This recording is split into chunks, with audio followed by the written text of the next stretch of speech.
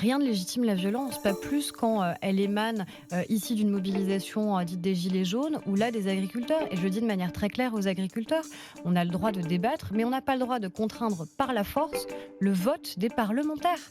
Ou alors que ça n'est plus la démocratie. Mais est-ce qu'on pense sincèrement que c'est en murant une permanence, en taguant une permanence, en intimidant, en essayant de désigner à la vindicte populaire des parlementaires que la démocratie en sort gagnante? On a le droit d'avoir des désaccords et de les exprimer, y compris parfois vivement dans le débat public.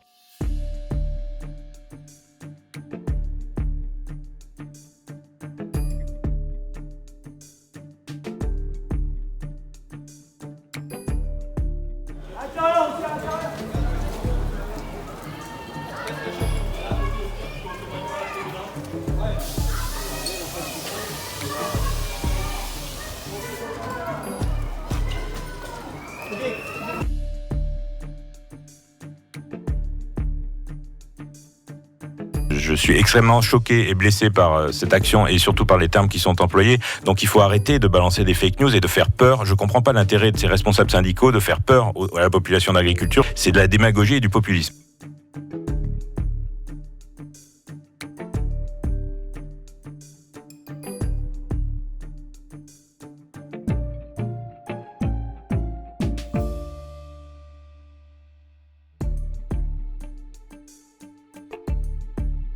Il y a des gardes qui se promènent et qui assurent ainsi notre protection. Le seul problème, c'est qu'il ne faut pas que ce soit une méthode d'intimidation, ni faire en sorte que, du fait de ces menaces, des votes démocratiques ne puissent pas être prononcés.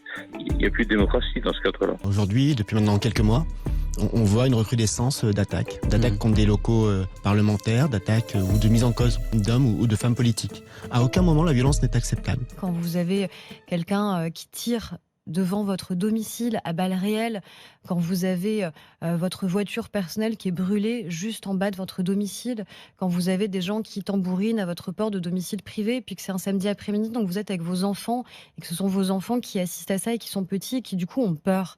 Tout ça, tout ce climat-là, on cherche à générer un sentiment de peur parmi les parlementaires pour probablement qu'on change nos votes, qu'on change nos décisions, et tout ça, c'est extrêmement dangereux pour la démocratie.